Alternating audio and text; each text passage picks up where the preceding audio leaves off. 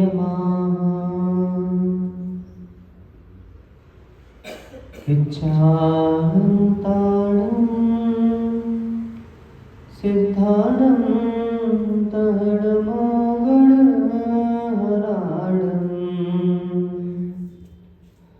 अजायेव गाढं साहुणं चैव सर्वेषु विशुद्धप्रणतं ग्रन्थं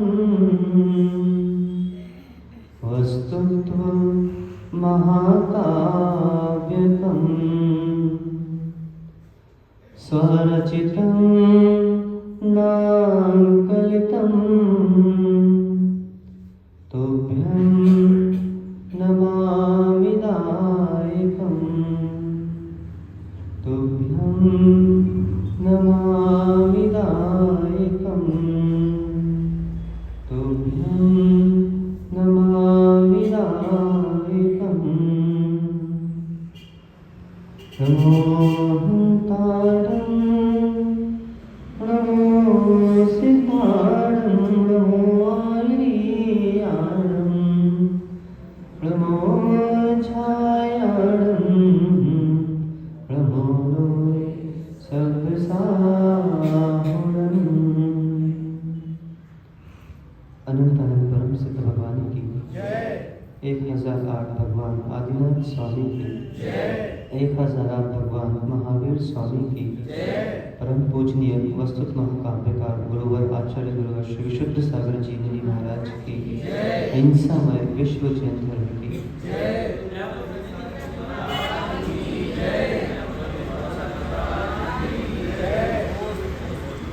अहो सिद्धों सिद्धत्व स्वात्म साधना निर्ग्रंथता तत्व प्रतीति व शुद्ध आराधना जिन जिन जीवों ने तद पंचम जो प्रवृत्ति कर ली वे सभी जीव पंचम गति के अन्वेषक बन पंचम गति को प्राप्त हो गए। पंचम गति की प्राप्ति विशुद्धि के अभाव में अभाव रूप है। विशुद्धि की प्राप्ति त्रिशुद्धि के अभाव में अभाव रूप है। इसलिए प्रतिक्षण प्रत्येक जीव को जो मोक्ष का इच्छुक है मुमुक्षु है उस जीव को प्रत्येक क्रिया के पूर्व मस्तिष्क में सूत्र रखकर तद्रूप क्रिया करना चाहिए है। पहले त्रिशुद्धि और फिर विशुद्धि।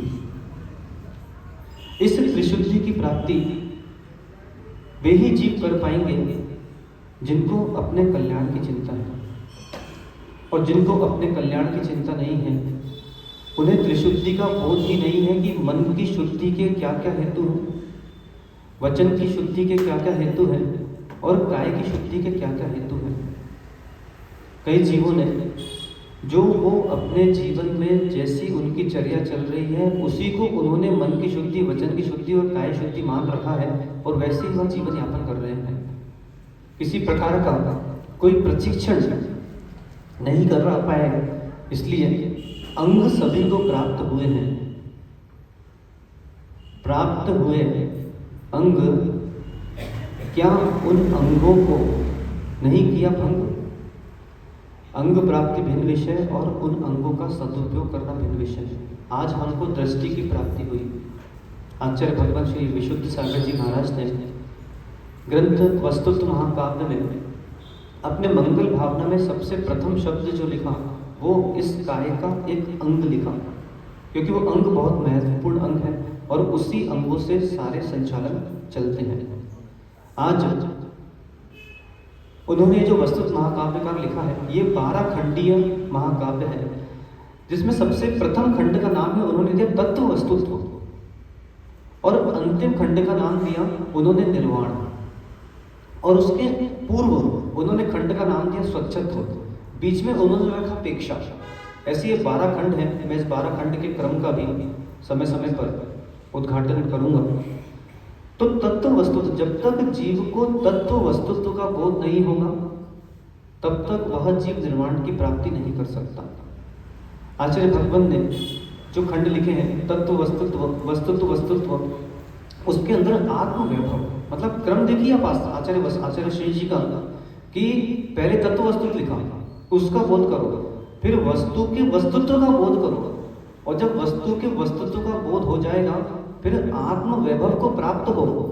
आत्म वैभव को प्राप्त करने के लिए सबसे महत्वपूर्ण अगर कुछ है तो उसका नाम है प्रेक्षा। अभी मूलाचार्य जी का स्वाध्याय हम करके यहाँ पर आए हैं। मूलाचार्य जी में शब्द आया कि चिंतन किसे कहते हैं, भावना किसे कहते हैं, प्रेक्षा किसे कहते हैं। तो जो पुनः पुनः पुनः पुनः दोहराई जाए उन्हें भावना कहा जाता है, उन्हें अनुप्रेक्षा कहा जाता है। वस्तुत महाकाव्यकार ने इस प्रेक्षा पर भी एक ग्रंथ लिखा जिसका नाम है प्रेक्षा देशना वारसाणुपेक्षा। हो सकता है आपके विद्यालय में होगा। प्रत्येक जीव को वारसाणुपेक्षा का अध्ययन करना ही चाहिए है। 12 अनुप्रेक्षा का अगर जीवन में चिंतन नहीं चल रहा है तो वस्तुत्व को जीव प्राप्त नहीं हो पाएगा, आत्म वैभव को प्राप्त नहीं हो पाएगा, तत्व वस्तुत्व का बोध नहीं होगा, उससे वस्तु के वस्तुत्व का उससे बोध नहीं होगा। और आचार्य भगवान ने निर्वाण के पूर्व जो खंड रखा उसका नाम है स्वच्छत्व। तो स्वच्छत्व क्यों रखा?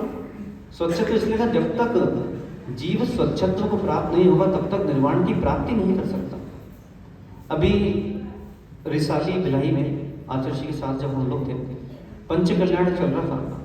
केवल ज्ञान कल्याण के दिन जब सभी प्रश्न पूछते हैं तो मैंने भी एक प्रश्न रखा कि हे त्रिलोकीनाथ, वस्तुत्व महाकाव्यकार ने जब वस्तुत्व महाकाव्य की रचना की होगी, 12 खंड की रचना की होगी, तो क्या उस 12 खंड की रचना करते समय उनके मस्तिष्क में पंच कल्याण का क्रम था क्या?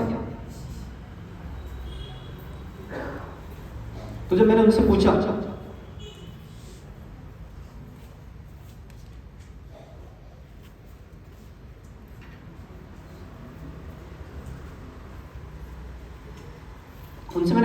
कि पंचकरण का क्रम था क्या?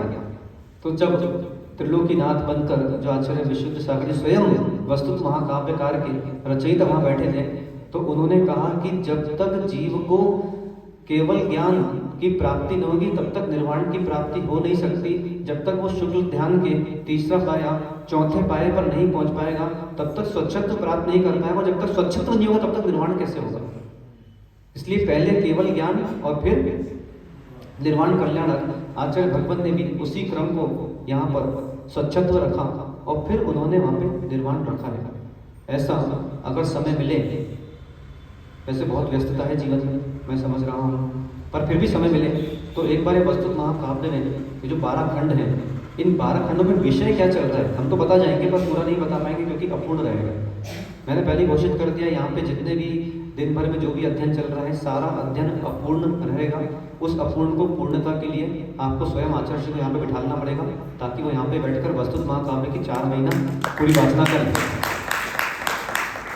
हम तो यहाँ पर क्या कर रहे हैं, सुबह मैंने स्वाध्याय में एक और शब्द का प्रयोग किया था जो स्वाध्याय श्रवण कर रहे थे, पिष्ट पेषण। पिष्ट पेषण समझते हैं?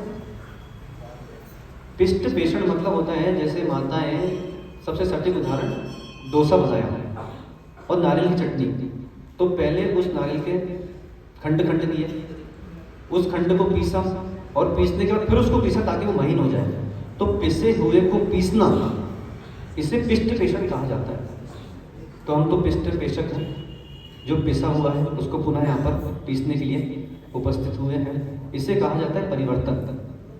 अभी एक और शब्द आया था स्वाध्याय में, परिवर्तन। परिवर्तन हमने अभी तक क्या सोचा है? बदलाव। जबकि मूलाचार्य जी में आचार्य भगवान भट्टेकर स्वामी, जिनको कई लोग कुंद स्वामी भी अपर नाम से जानते हैं, उसमें जब सिद्धांत चक्रवर्ती वसुदेव दसुनंदी स्वामी ने टीका की तो टीका में उन्होंने परिवर्तन शब्द लिखा। परिवर्तन अर्थात आपने जो ग्रंथ का अध्ययन कर लिया है उस ग्रंथ का अध्ययन पुनः एक बार उसको करना, वो परिवर्तन कहा जाता है। तो यहाँ पर जो आचार्य भगवंत हैं, करुणामयी हैं, वो ग्रंथों की रचना कर देते हैं और उन ग्रंथों की रचना करने के बाद हम जैसे शिष्यों का, अन्य विद्वानों का ऐसा कर्तव्य है कि हम उसका पुनः यहाँ पर समाज के सामने समय समय पर उद्घाटन करें ताकि वह समझे ये प्रवचन होता क्यों। परंतु मेरा प्रश्न है कि मुनिराज नगर में आते क्यों हैं? मुनिराजों को क्यों नगर में बुलाया जाता है, या ये प्रवचन सभाएं क्यों रखी जाती है? इसलिए कि सुबह का नाश्ता बन गया है, अब खाना बनने में 11-12 बजने की है, तो बीच का जो 4 घंटे वो टाइम पास कहाँ करें? तो चलो भैया प्रवचन सुनाओ। या दोपहर को जो मध्याह्न में जो कक्षाएं लगती हैं, क्या वो इसलिए लगती है कि भाई भोजन हो गया है, ये भोजन करके चले गए, तो अब मध्याह्न में क्या करें? अब ये आएंगे शाम को 5 बजे, बच्चा आएगा स्कूल से, उसके बीच में चलो महाराज के पास अपन हुए। क्या इसलिए? तो ये प्रवचन सभाएं रखी क्यों जा रही है, कक्षाएं क्यों रखी जा रही है, इसके पीछे उद्देश्य क्या है? हाँ, कई तो माताएं ऐसी यहाँ पर कि वो टट्टू आया 1 बजे भोजन करने, और 1 बजे उसको भोजन करवाया, और 2 बजे तक सब कर पुरा के 3 बजे जब यहाँ पे कक्षा चलती है तो वो 3 बजे वहाँ सोने जाती है। ऐसी स्थिति है यहाँ पे कई माताओं की। और 3 से 5 जब यहाँ पर जिनवाणी खेल रही है, अध्ययन हो रहा है व्याकरण जैसे शास्त्र का, आप पूरे भारत में मालूम कर लो अगर वो कक्षा कहीं चल रही होगी तो केवल गोंदिया में चल रही है वो। तो जब ऐसे और सबसे मूल विषय आहार का, अपने को पता ही नहीं कि चौके पे अपन क्या कर रहे हैं, आहार में अपने को कैसे देना चाहिए, तो यहाँ पर आहार का विषय चलता है, पूरा विषय खुल रहा है, एक एक दोष खुल रहे हैं आहार के, कि कौन कौन से दोष होते हैं, कितने प्रकार के अंतराय होते हैं। लेकिन क्या करें निर्मल जी, क्या बताएं, जिसने मुंह में एक बार करेला खा लिया हो, उसको कितने ही आप मीठा खिला लो, कितने गुलाब जामुन खिला लो, उसको वो कड़वाहट ही लगेगी। जिसके आंखों में मोतिया बिंद हो गया है, उसको आप कितना ही कुछ दिखा लो, लेकिन उसको उसमें पीलापन ही दिखेगा। और क्या उदाहरण है? हाँ, ऐसे जीव हैं जो करेला खा के बैठे हैं और उनको यही लगता है कि महाराज कितने ही तत्व परोस दें, बोले भैया ये तो कड़वा ही है, इसलिए अपने को जाना ही नहीं है। पर पता होना चाहिए औषधि जितनी कड़वी होगी, चिरायता जितना कड़वा होगा, उतना हमारा स्वास्थ्य अति शीघ्र स्वस्थ होता है। इसलिए हे श्रावकों, यहाँ पर आचार्य भगवान ने वस्तुत महाकाव्य काल में जो प्रथम शब्द लिखा नयन, मतलब दृष्टि, भिन्न भिन्न आचार्यों ने, मैंने आपको बताया था कि उन्होंने नयन शब्द को ग्रहण किया है अपने श्लोकों में। ध्यान का ग्रंथ है ज्ञानंकुश स्तोत्रम, आचार्य भगवान योगेंद्र स्वामी ने इस ग्रंथ को लिखा है। उन्होंने भी जब ध्यान के स्थानों की बात की कि कहाँ कहाँ पर वर्णों का ध्यान होता है, प्रातःकाल वेला में वो भी चल रहा है, मतलब आगम के जितने भी आयाम हैं, धर्म के जितने भी आयाम हैं, प्रातःकाल 5:25 से लेके रात्रि 10 बजे तक ऐसा एक भी आयाम नहीं है जो यहाँ पे छूट रहा है। बताओ मुझे कौन सा छूट रहा है? ध्यान चल रहा है, स्तुति पाठ वंदना चल रही है, कक्षाएं चल रही हैं, प्रवचन चल रही हैं, आहारचर्या चली रही है, वैयावृत्ति चली रही है, प्रतिक्रमण सबसे बड़ा विषय है। आप पूरे भारतवर्ष में मालूम करो श्रावक प्रतिक्रमण कहाँ चल रहा है? कहीं नहीं चल रहा है। फिर भी गोंदिया के पापी हो, तुमको तुम्हारे पापों का बोध नहीं है तो तुम कभी जीवन में भगवान नहीं बन पाओगे। मेरा तुमको श्राप है। हे माताओं, पापिन, पापियों का स्त्रीलिंग क्या बोलेगा? पापिन, हे पापिन, तुझे यही बोध नहीं है कि तू कितनी दोष करके बैठी अपने जीवन में, और फिर भी तुझे आलोचना करने के लिए तेरे जीवन में आधा घंटा भी नहीं है, और वो अभागा बेचारा फंस गया तेरे चक्कर में। क्या पता कौन सा उसका अशुभ का काल का उदय चल रहा था कि तुझको लेकर आ गया। हे पुरुषों, जो पापिन सायंकालीन 6 बजे यहाँ पर अपने दोषों की आलोचना करने नहीं आए और घर पे बैठ के फोन पे बतिया रही हो, तो अपना माथा ठोक लेना, कहाँ इस पापिन से मेरा पाला पड़ गया। और हे माताओं, कहीं तुम्हारा पुरुष, तुम्हारा टट्टू कहीं 6 बजे यहाँ पर दोषों की आलोचना करने नहीं आए और घर पे बैठा हो या दुकान पे बैठा हो, तो सोच लेना मैं कहाँ फंस गई, इससे अच्छा घर पे होती, अविवाहित होती ज़्यादा अच्छा होता। तो ऐसे पापी और पापिन गोंदिया में निवास कर रहे हैं। ये सब कुलभंगी हैं। क्या ये? कुलभंगी। और इनको प्रतिदिन ध्यान करना चाहिए, मैं कुलभंगी हूँ। बोलना जरा, बोलो कुलभंगी हो, मुझे बोलना पड़ेगा। ये आजकल समस्या क्या हो गई, महाराज लोग डर गए कि बोले अगर हमने इनके बारे में अच्छा नहीं बोला तो कहीं हमारे पास आएंगे तो नहीं। ये महाराज को जरूरत नहीं है। महाराज को कोई करोड़ रुपए लेके नहीं जाना है, महाराज को क्षेत्र नहीं बन रहा है कि हमको इनको गुप्ता जी को झेलना ही पड़ेगा, हमको वहाँ पे सुधीर भैया को झेलना ही है कि अगर इनको पुचकारेंगे नहीं, इनके मन की नहीं बोलेंगे कि आप जो कर रहे हो बिल्कुल सही कर रहे हो, आप सब सही कर रहे हो। हमारा कोई है इस संसार में तो केवल एक ही है, उसका नाम क्या है? क्या है? उसका नाम है आगम। बस हम आगम की सुनते हैं, आगम की कहते हैं, आगम बोलते हैं, इसके अलावा कुछ ना बोलते ना सुनते ना किसी की सुनते हैं। कोई अगर आगम के विरुद्ध चलेगा तो बिल्कुल भी स्वीकारनीय योग नहीं है। जैसे कि मैंने कल आपको मूलाचार की कक्षा में बताया भी था कि जिसके घर में स्वान पल रहे हैं, कुलभंगी है वो। स्वान मतलब, अरे स्वान मतलब डीओजी साहब, समझ रहे हैं आप? रात्रि जाकर इसे कहा जाता है। नाममाला पढ़ो ना, नाममाला ग्रंथ में भिन्न भिन्न शब्द दिए हुए हैं। तो जिनके घर में स्वान पल रहे हैं, ये कुलभंगी, समाज की कुलभंगी है ये, ठीक है? जो विजाति विवाह करके आया है समाज में, वो कुलभंगी है समाज का। कल मैंने एक विषय निकाला था, प्रवचन में विषय छेड़ देता हूँ वापस से भी। जो विजाति विवाह करके आया है उसको भगवान का स्पर्श करने का अधिकार नहीं है, तरुण भैया। और समाज ने ऐसे लोगों को छूट दे रखी है, तो समाज भी कुलभंगी है अगर ऐसे समाज है तो। कई समाज देश में ऐसा है, इसमें देवेंद्र नगर समाज को बिल्कुल हम तो प्रशंसा करते हैं और हर मंच पे देवेंद्र नगर समाज का नाम लेते हैं। देवेंद्र नगर कौन सा वाला? पन्ना जिले वाला। देवेंद्र नगर समाज वालों ने बिल्कुल प्रतिबंध लगा रखा है, बाहर लिखा रखा है, जो भी विजाति विवाह करेगा उसको भगवान का स्पर्श करने की कोई अनुमति नहीं है। आप दूर बैठिए, पूजन करिए, सबसे जय जयन करिए और अपने घर जाइए, लेकिन भगवान का अभिषेक अब आप जीवन भर कभी नहीं कर पाओगे। और बिल्कुल समाज को प्रतिबंध लगा देना चाहिए है कि विजाति विवाह वाला मंदिर में घुसेगा लेकिन भगवान का स्पर्श बिल्कुल नहीं करेगा। अगर नहीं लगाया तो लगा दो, अगर नहीं लगाओगे तो तुम्हारा पूरी समाज भंग हो जाएगी। कोई कुछ लेकर आएगा, कोई कुछ लेकर आएगा, कोई किसी के लेकर आएगा, किसी के लेकर आएगा। भाई समय पे जागो ना, 25-26 साल में तुमको किसने बोला 30 साल में जागो? पहले सो रहे थे क्या? और वो 30 साल में जाग रहा है, अब 30 साल में बूढ़े को कौन लड़की दे? पकड़ ला या किसी दूसरे जाति की पकड़ ला माँ से। तो ये समाज को समझना पड़ेगी और हम जैसे लोगों को भी मुंह खोलना पड़ेगा। हम जैसे लोग भी अगर चुप रहे कि भैया जिनके यहाँ स्वान पल रहा है महाराज हार करने चले जाएंगे, क्यों? क्योंकि भैया वो 10 लाख के शास्त्र प्रकाशन कराएंगे, भैया नहीं कराना हमको शास्त्र प्रकाशन, हमको तुमको कोई पुचकारना नहीं है। समाज के विरोधी हो तुम, कुलभंगी हो, हमारे शास्त्रों में लिखा हुआ है मांसाहारी पशुओं को नहीं पालना चाहिए, मतलब नहीं पालना चाहिए, तो हम तुम्हारे हार करने नहीं आएंगे। तो महाराजों को भी क्या है, थोड़ा सा अभी कठोर रहना चाहिए है। ये महाराजों माता जी ने जो छूट दे रखी है समाजों को कि हाँ भैया तुम तो करो, हम तुम चौका लगाना, हम तुम्हारे आएंगे, कोई महाराज आए चाहे नहीं आए। जो महाराज ये बोले वो महाराज कुलभंगी है, धर्मद्रोही है वो महाराज, जो महाराज ऐसा बोल रहे हैं। जब अपने को पता है शास्त्रों में कि स्पष्ट लिखा हुआ है कि हमको मांसाहारी पशु हमारे यहाँ नहीं रखना चाहिए और उनके आहार वार करने। अब वो कई लोग इतनी मायाचा नहीं करते कि चौका लगा लिया और उसको उठा के अपने कहीं दूसरे घर में छोड़ दिया और जैसे ही महाराज गए और उसको वापस ले आए। ये सब अशुद्ध स्थान है, ऐसे पशुओं को मत पालो भैया। यश भाई विचार करो इस पे तुम। यश के पिताजी समझ के नाम नहीं ले रहा हूँ मैं, है ना? और वो भी विचार करे। कौन? वो विचार करे जहाँ पे हम ऑडिटोरियम के पश्चात फिर पाद प्रचालन करने सबसे पहली बार गए थे, ऑडिटोरियम के ठीक तुरंत बाद। तो मेरा इशारा समझ जाए, ज़्यादा श्रेष्ठ है, ठीक है?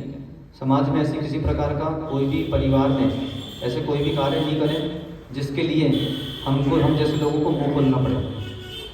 भाई समझ रहे हैं अपन कि अपने को मुनिराजों की ओर एक ग्रंथ है सार समुच्चय, उस ग्रंथ में स्पष्ट लिखा हुआ है जिस घर में मुनिराजों के चरण नहीं पड़ते वो घर चिड़िया का घोंसला है, शमशान है वो।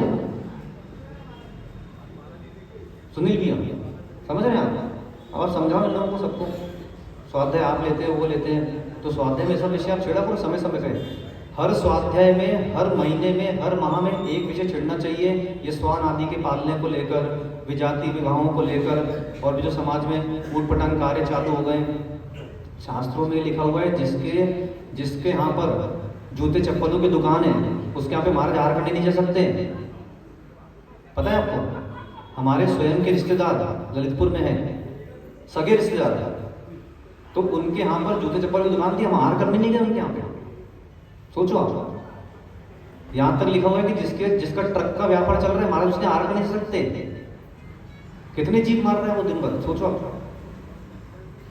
तो अभी मूलाचार जी में यही विषय आएगा कि आहार देने का पात्र कौन है और आहार देने का पात्र कोई नहीं है। आजकल जो नई नई माताएं हो गई हैं, इनको शुद्धि अशुद्धि का विवेक नहीं है। स्पष्ट लिखा है कि 5 माह के बाद आपको ना ही आहार देना चाहिए और ना ही भोजन आदि क्रियाएं करना चाहिए। अब बताओ कौन समझाए इनको। इसलिए तो जो जिनालयों के जो वर्गणाएं हैं, जो वर्गणाएं शुद्ध हैं, ये वर्गणाएं धूमिल क्यों हो गई हैं? परिवार की वर्गणाएं धूमिल क्यों हो गई हैं? परिवारों में चप्पल पहन के भोजन बना रहे, बताओ। ऐसी जो नई नई भौतिक माताएं जो आ गई हैं, सोले की चप्पल नहीं है ये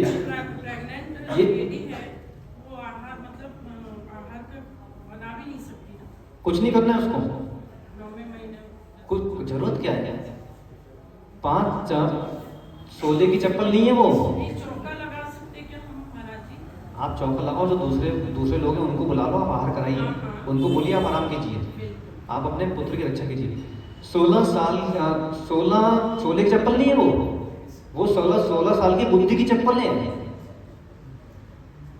और जिस जैन परिवार में जो माताएं, जो नई नई माताएं आ गई हैं और चप्पल आदि पहनकर पूरे घरों में घूमती रहती हैं, वो माताएं कुल भंगी है, पापिन है वो।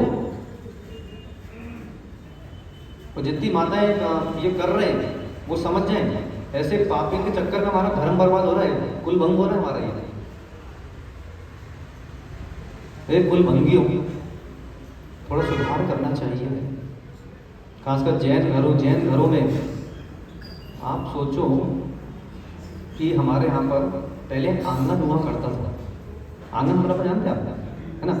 आंगन हुआ करता था, आंगन के पश्चात फिर एक कक्ष हुआ करता था, बैठक कक्ष, और बैठक कक्ष के पश्चात से आगे सारी व्यवस्थाएं चलती थी। तो जितने भी लोग आते थे वो आंगन में भागा था, एक स्थान पर चरण पादुकाएं अपनी आरक्षित करते थे और फिर जाते थे। आजकल तो इनकी पहन कर आए और वही गोबर वाली चप्पल पहनकर चौके में पहुंच गए। ऐसे गोंदिया में होता है कि माता है जो चप्पल पहन के भोजन बनाती है क्या? ऐसी घूमती रहती घरों में। अरे इतना सुधरा होता तो क्या बात है, अभी सब भगवान बन गए होते, आने का माता बन गए होते मुंडी राज। रामनानी जी, ये केवल यहाँ पर इनका विषय नहीं चल रहा है, ये अपना भी विषय है। गुरु नानी जी अपने यहाँ भी अगर अपनी माताएं ये चप्पल आदि पहनकर जो भोजनशाला में प्रवेश कर रहे हैं, पूरे घर में घूम रहे हैं, तो वर्गणाएं धूमिल हो रही हैं।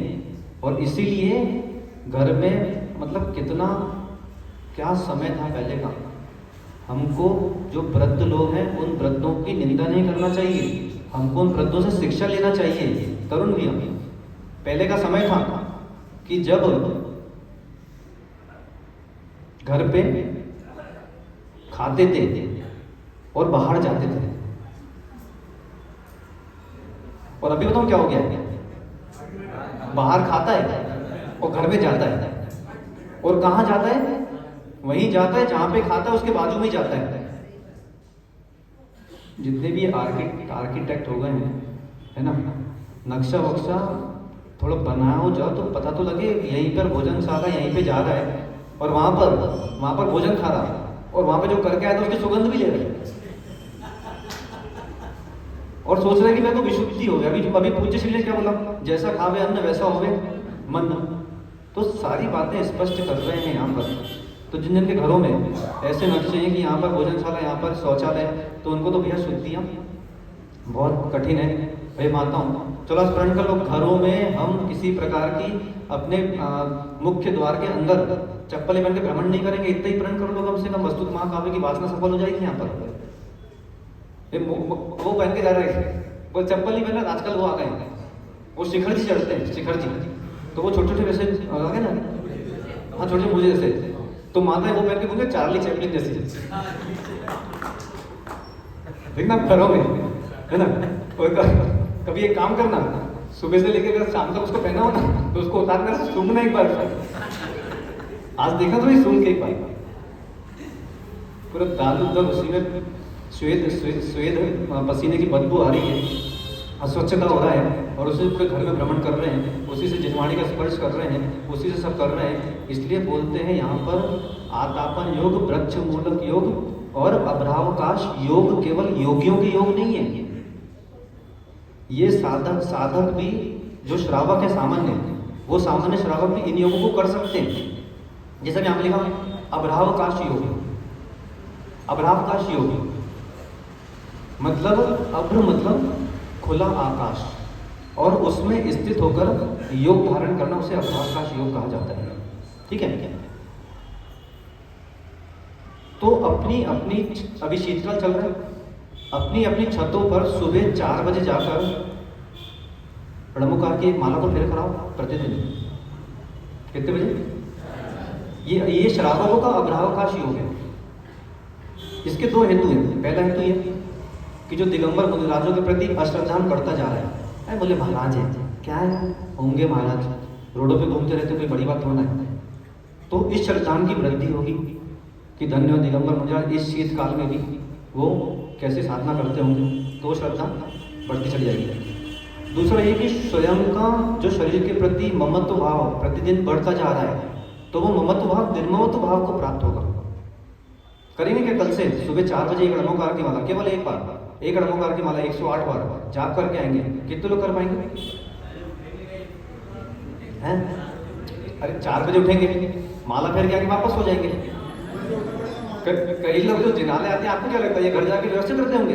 अरे जिनाले आया, अभिषेक किया, वापस जाके सो गया, 10 बजे सो के उठे 11 बजे। ऐसे भी लोग हैं यहाँ पर। ये अभ्रावकाश योग है। वृक्ष मूलक योग। वृक्ष मूलक योग अर्थात कि जब ग्रीष्म काल चल रहा हो, उस ग्रीष्म काल, जब वर्षा काल चल रहा हो, उस वर्षा काल में वृक्ष के नीचे खड़े होकर योग धारण करना, उसे वृक्ष मूलक योग बोलते हैं। आतापन योग। आतापन योग अर्थात जब तीव्र ताप हो, 50-60 डिग्री टेम्परेचर हो, तो योग धारण करना वो आतापन योग कहलाता है। अपने अपने घरों में जब ग्रीष्म काल चल रहा हो, अप्रैल मई का महीना, तो छत में जाके दोपहर को 12 बजे एक रणोकार की माला फेर के आना। कितने बजे? 12 बजे। तब पता चलेगा कि ये आतापन योग क्या होता है। इसलिए हे श्रावकों को हमें समय समय पर ये योग धारण करते रहना चाहिए है, अपने जो श्रावकों के सीमाएं हैं उन सीमाओं में, जिससे कि हमको मुनिराजों प्रति श्रद्धान बनता रहे। वहाँ पर दृष्टि होना चाहिए। और जो दृष्टियाँ दूसरों की दृष्टियों पर जा रही हैं, वो दृष्टियाँ कुदृष्टि है, वो कुल भंगियों की दृष्टि है। आपको लगता है कि आप कुलभंगी हो? मैं नई माताओं से पूछ रहा हूँ, आपको लगता है आप लोग कुलभंगी हो? नई माताएं, हाँ? नहीं लगता। ये और पापिन की पहचान है, जिस पापिन को ये लगता है कि मैं कुलभंगी हूँ। पहले तो स्वयं का बोध होना चाहिए है कि हम किस तरह हमको दृष्टियाँ जहाँ ले जाना चाहिए है। अब देखो, आप कल हम वहाँ गए थे, बस समाप्त करो, समय काफ़ी हो गया। कल हम वहाँ गए थे मुखबधिर स्कूल। तो वो जो बालक बालिकाएं थे, वो भी अपना पूरा जीवन दृष्टि से जी रहे हैं, नयन से जी रहे हैं पूरा जीवन को। लेकिन यहाँ पे कई ऐसे जीव होंगे जो आज तक वो मुखबधिर स्कूल गए भी नहीं होंगे, उनको ये भी नहीं पता कि कहाँ पर है। ये कुलभंगी लोग हैं। जो आज तक मुखबधिर स्कूल नहीं गया है, वो कुलभंगी लोग हैं। आपको जाना चाहिए। हर 6 महीने में मैं आपको बोल रहा हूँ, अगर आप अपने बच्चे को एक वस्त्र दिलाओगे, है ना, और आप अपने बच्चे को स्वादिष्ट बना के खिलाओगे, आपको उतनी प्रसन्नता, उतनी शांति का अनुभव नहीं होगा जो एक मुखबधिर को जाके आप एक स्वेटर देख रहा होगे।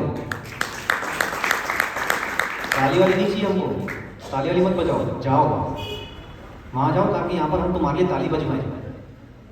समझ रहे कि नहीं? उसके बाद हम लोग वहाँ गए थे, कहाँ गए थे भैया? गौशाला गए थे हम लोग, है ना। कई ऐसे लोग हैं जो गौशाला नहीं गए आज तक गायों को देखने, और उनका दूध पी के इतना मोटा हो गया। भैया, जिसका दूध पी के अपना जीवन चल रहा है, जिसके दूध से चाय बन रही है, और जो हमारी माता है उसको गौ माता कहा जाता है, जाके एक बार उनको चारा तो खिला कर आओ, देख कर कोई गाय बीमार तो नहीं है, उनको ठीक तो करो, और नहीं हो तो कम से कम धन दो वहाँ पे जाके, ताकि वो ठीक हो। लेकिन ऐसे कुलभंगी लोग हैं, इनकी इस और इनकी दृष्टि नहीं है। इनकी दृष्टि कहाँ पर है? इनकी दृष्टि दुर्गा भैया बोहा वाले, वहाँ इनकी दृष्टि है। बताओ गुरु नानक जी हंस रहे हैं। हैं? राजीव भाई ये कौन है? अच्छा, मैंने आपको बताया ना अभी, कल का मैंने आपको उदाहरण बताया था कि वो ब्रजपुर में इनके यहाँ पर हमको एक फुल्की वाला मिला, तो हमको क्या बोलता है, बोले महाराज जी तुम प्रवचन में कितने चला लो, तुम्हारे जैसे लोग हमारे यहाँ पे आएंगे। क्या बोले। अच्छा वो कल जब वहां से निकले हम लोग रामदेव नगर जा रहे थे, तो वहां पे अंदर एक दो लोग पोहा खा रहे थे, तो उनको पोहा खाते खाते इतना विवेक था कि महाराज जा रहे तो हाथ जोड़ लो, वो अंदर से हाथ जोड़ रहा होता। तो मैंने उसको आशीर्वाद दिया कि तेरा पोहा खाना यहाँ पे बंद है, घर का पोहा खाना। तो हमारी दृष्टियां कहाँ जा रही हैं और हमें दृष्टियां कहाँ ले जाना चाहिए है, एक कुल भंगी हो, इस पर हमें विचार तो करो। अब हम लोग वहां गए थे, आज से मैं कहाँ गए थे भैया, गौशाला के पहले पिन के जो ये बोल रहे वहां गए थे, ठीक है। तो अब वहां गए हम, तो वहां पर हमको एक वो दिखी, एक मूर्ति थी वहां पर, है ना।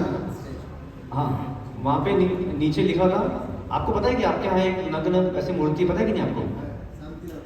आधे लोगों को यही नहीं पता है। वहां पे लिखा हुआ है शिव मंदिर शांतिनाथ भगवान।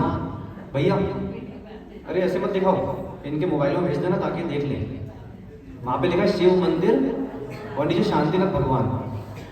वहां पे किसी जैन आदमी की दृष्टि नहीं है। मुझे तो बड़ा आश्चर्य हुआ। भैया वहां पे दृष्टि रखो, कौन सी दृष्टि रखना है? अपने को मूर्ति नहीं लाना है, मूर्ति जाए वहीं रखो, मूर्ति की चिंता नहीं है अपने को। अब वो अपने दिगंबर मूर्ति है भाई, दूसरे लोग आके उसको कर रहे हैं, भाई अच्छी बात है, जो कर रहे हैं तुम करो, वैसे भी वो खंडित है, उसका अंगूठा नहीं है, ठीक है। स्टैचू है वो सामान्य रूप से पूज्य नहीं है, ठीक है, पीओपी आदि किसी से बनाया हुआ है वो, कम से कम कैसे। हाँ वहाँ पे जैसे मैंने कल अभी रामदेव नगर में सर्वधर्म मंदिर की बात की थी, आप नहीं गए होगे ना। एक तो यहाँ पे गोंदिया समाज की एक बहुत गलत आदत है जो आपको सुधारना चाहिए, ऐसा मैं आपको स्पष्ट बोल रहा हूँ। महाराज कई अन्य स्थानों पर जा रहे हैं, तो वहाँ पे जितने अन्य समाज की भीड़ नहीं होना चाहिए, उतना गोंदिया समाज के जैन समाज की भीड़ होना चाहिए। तो ये जो आपकी आदत खराब है ये समाज की कि महाराज जा रहे जाने दो और अपन अपने घर पे बैठो, इससे हमारा नुकसान नहीं है, हमको भीड़ नहीं चाहिए, इससे है पुरुषों तुम्हारा नुकसान है। क्योंकि महाराज निकले, महाराज से 2 लोग निकल रहे मान लो, ठीक है, तो जितने लोग रास्ते में देखेंगे वो क्या सोचेंगे, बोले ये जैन समाज के लोग जो हैं ये साधुओं को रोड पर अकेला छोड़ देते हैं, ऐसे जैन समाज के लोग हैं। तो तुम्हारी छवि नहीं, हमारे तो वितराग मुद्रा है, तो हमारा सब प्रशंसा कर रहे हैं, बोले बताओ महाराज इतनी ठंडी में बिना कपड़े के घूम रहे हैं, तो हमारे ताली बजाएंगे, तुम्हारी बदनामी होगी, हमारा कुछ नहीं। तो मैं एक संकेत कर रहा हूँ, जब भी महाराज माता जी कोई भी रोड पे निकले, दुकान का शटर गिराओ, महाराज के साथ रोड पे निकलो, इस बात का विशेष ध्यान रखो। दूसरा, जब वहाँ गए थे हम लोग, कहाँ पर जाए बोल रहे हैं वहाँ पे, ठीक है, वहाँ पर वो मूर्ति से अपने कोई मतलब नहीं, उस मूर्ति के ऊपर डेंटिंग पेंटिंग छोड़ो, जो बाजू में नमोकार मंत्र लिखा है। अब मेरी बात ध्यान से सुनो भैया, कौन ट्रस्ट कमेटी छोड़ो, अपनी ट्रस्ट और अपनी कमेटी और अपनी अध्यक्ष है, जो नमोकार मंत्र लिखा है, तरुण भैया उसकी रक्षा कौन करेगा? हमारा महामंत्र है वो। आप आज तक देखने नहीं गए वहाँ पे नमोकार मंत्र लिखा हुआ है, जीर्ण शीर्ण हो गया वो। गांव के जो बच्चे हैं वो जाके वो पत्थर उस पर घिसते हैं, 1 महीने बाद पूरा घिस देंगे, नमोकार ही नहीं बचेगा, फिर क्या करोगे आप? हाँ, तो वहाँ पे अगर कोई समझदार आदमी यहाँ पर जिसके पास थोड़े बहुत पैसे, अनिल भैया और भी जो है समझ जाओ, गुप्ता जी नहीं समझे तो आप भी समझ जाओ, गुरुनानी जी आप समझ जाओ, गुरुनानी जी आप और रामनानी जी आप। अब मेरी बात आप दोनों ध्यान से सुनो, इनको समझ आ गई तो ठीक, नहीं आई तो कोई बात नहीं, कर रहे थे तो आज तक कर देते। आप समझो, ब्रह्मोकार मंत्र हमारा महामंत्र है, ठीक है, पंच परमेष्टि नमस्कार मंत्र है और 84 नाम है इसके, सबको सब पता है। अब वहाँ पर एक बालक गांव का, उसको तो पता नहीं, अब वहाँ पे वो पत्थर से उसको घिस रहा है, तो गलत बात है कि नहीं? तो अगर आपको समझदारी आ रही है तो बढ़िया एक काम करो, वो जिसका मंदिर है उससे एक सेटिंग करो और वहाँ पर जो नमोकार थोड़ा घिस गया है, एक पेंटर बुलवाओ, पेंटर बुलवाने के बाद जिस पद का जो वर्ण है, जैसे आईडी आड़म, कौन सा वर्ण आचार्यों का, रमो आईडी आड़म का कौन सा वर्ण है? अरे वर्ण मतलब रंग, कौन सा रंग है? ड़मो आयरियाणम का पीत वर्ण है, ठीक है। ड़मो ओवज्जायाणम का हरित वर्ण है, ड़मो सिद्धाणम का रक्त वर्ण है, ड़मो अरिहंताणम का श्वेत वर्ण है, और ड़मो लोहे सर्व साहुणम का गहरा नीला या काला वर्ण है। तो एक पेंटर को लगाओ, पांचों कलर पकड़ो और वहां पे कलर पोत कर आओ, और फिर उसके बाद एक मोटे कांच की फ्रेम बनवाओ, और ऐसी फ्रेम ठोको कि कभी वो निकाल नहीं पाएगा। तो वो ड़मोकार हमारा वहाँ पे सुरक्षित हो गया। वहाँ पे दृष्टि डालो ना यार, ये सब क्या है, कोई सार नहीं है, अपना अपना गृह कार्य कर रहे हैं अपने। वहाँ पे सारे आप दूसरे भगवान को जाके देखो कितने सुव्यवस्थित है सबके सब, केवल एक अपने ड़मोकार घिसा हुआ है वहाँ पे, सोचो। तो ऐसा है, इस पर थोड़ा दृष्टिपात हमको करना पड़ेगा। वो जो मूर्ति भी है, तो भली मूर्ति मतलब यहाँ पे मूर्ति वही रहने दो, कम से कम वो मूर्ति जहाँ पे उसमें पूरे दरारें आ गई हैं, तो वो दरारें भरवा कर अच्छा पेंट तो मार दो मूर्ति को, जो स्किन कलर होता है, मतलब ताकि वितरागता दिखे। तो इस पर दृष्टियाँ रखें भैया। जैन समाज का इतिहास हमको सुरक्षित रखना है, हम जैसे लोगों को बोलना पड़ेगा, तभी जाके कार्य होगा। ये जो कुल भंगी बना जीवन में चल रहा है, इससे बाहर आइए और जैन धर्म को सुरक्षित बनाइए अपने जीवन में। बस इतना ध्यान रखें कि दृष्टियाँ जो भिन्न भिन्न और जा रही हैं, उन दृष्टियों को सुदृष्टि बनाइए, जिससे कि भविष्य में परिणाम उज्ज्वल हो सके। क्योंकि जैसा इन दृष्टियों से विषय जाएगा, वैसे ही विषय पूरा का पूरा भावों में बनता चला जा रहा है। और कहीं कुदृष्टियाँ हो गई तो कुमरण हो जाएगा। और जिनकी सुदृष्टि आज तो आधी बातें पता है आपको, वक्ताओं की श्रोताओं को समझ में भी नहीं आती, क्योंकि आधे श्रोता जज बनकर आते हैं। क्या कहते हैं? जज बनकर आते हैं। लोग पूरा जज करते हैं कि महाराज अब क्या बोल रहे हैं, महाराज अब क्या बोल रहे हैं, और फिर धीरे धीरे अंदर अंदर सोचते हैं महाराज ने ये बात बोली, अब ये बात मुझे इस व्यक्ति को जाके बताना है। महाराज ने ये बात बोली, तो अब ये बात मुझे वो मेरे वाले जो महाराज हैं, मेरे वाले महाराज को बताना है कि ये महाराज ने आपके बारे में ये बात बोली। तो उसका विचारेगा पूरा आधा एक घंटा, उसी में चला जाता है। तो वो विषय ना ही अपने भूत में लगा पाता है, ना ही वर्तमान में लगा पाता है, और ना ही भविष्य में लगा जाता है, नहीं लगा पाता है। तो यहाँ से जब सीधा जाता है गांधी चौक पार करते हुए, तो गौशाला की ओर जो दाई मुड़ते हैं, वो दाई मुड़ने की जगह सीधा मुड़ के उस गेट के अंदर चला जाता है। ऐसी उसकी स्थितियाँ हैं। बस अपने जीवन में केवल इतना ही ध्यान रखें, हमको सुमरण करना है और इसी लक्ष्य के साथ जीना है। वही हो संस्कार जहाँ नहीं हो बार बार बार बार बार बार। भगवान चंद्र प्रभु स्वामी की